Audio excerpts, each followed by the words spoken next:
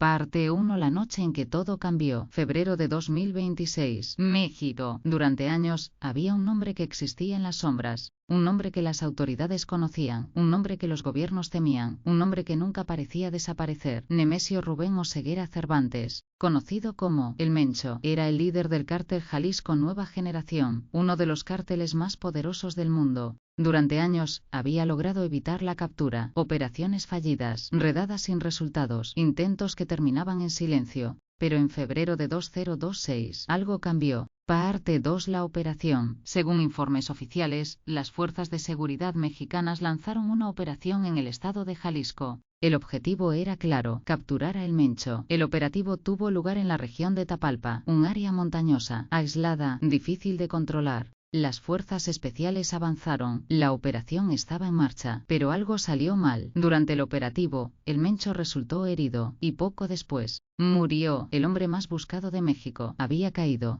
Parte 3. La noticia se propaga. La noticia se extendió rápidamente, primero dentro de las fuerzas de seguridad, luego dentro del gobierno, y finalmente al mundo. Después de años de búsqueda, el líder del CGNG estaba muerto, pero lo que sucedió después, nadie lo esperaba. Parte 4. La reacción inmediata. Pocas horas después del anuncio, México comenzó a cambiar. Carreteras bloqueadas, vehículos incendiados, ciudades paralizadas, grupos armados aparecieron en diferentes regiones. El caos se extendía. Las autoridades comenzaron a recibir informes. No era un incidente aislado, era una reacción, una respuesta. Parte 5. El país entra en alerta. La violencia no se limitó a un solo lugar, se extendió a múltiples estados. Las carreteras dejaron de ser seguras. Algunos vuelos fueron cancelados. Las autoridades emitieron advertencias. El país estaba en tensión, porque cuando un líder cae, el sistema no desaparece, el sistema reacciona. Parte 6. El vacío. Durante años, El Mencho había sido el centro del poder, el punto de control, el núcleo. Pero ahora, ese núcleo había desaparecido.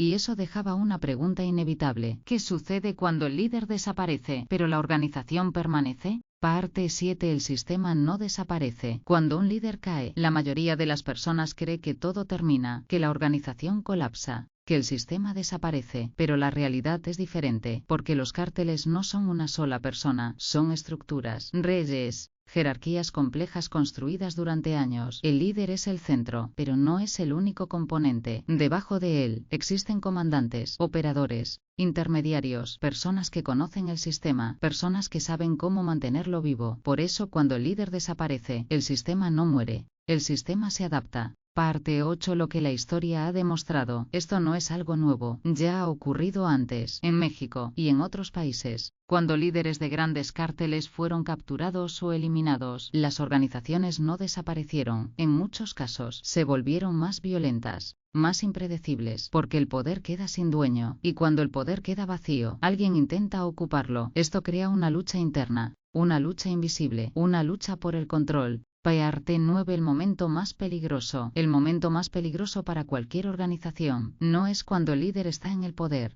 es cuando el líder desaparece, porque es en ese momento cuando todo cambia. Las lealtades cambian, las alianzas cambian, las reglas cambian, y nadie sabe con certeza quién tomará el control o qué sucederá después. Parte 10. Lo que está ocurriendo ahora. Después de la muerte del Mencho, las autoridades comenzaron a monitorear la situación. Sabían que este momento era crítico, porque este tipo de eventos nunca terminan con una sola muerte, son el inicio de una nueva fase, una fase incierta, una fase impredecible, una fase que puede redefinir todo. Parte 11. La pregunta que nadie puede responder. La pregunta no es solo quién murió, la verdadera pregunta es otra: ¿quién tomará su lugar? ¿Ya existe alguien preparado? ¿O comenzará una lucha interna? Porque cuando el centro desaparece, el equilibrio desaparece. Y cuando el equilibrio desaparece, el sistema entra en una nueva forma, una forma desconocida. Parte 12. Las teorías más inquietantes. Cuando un líder como el Mencho desaparece, el mundo ve el final, pero algunas personas ven algo diferente.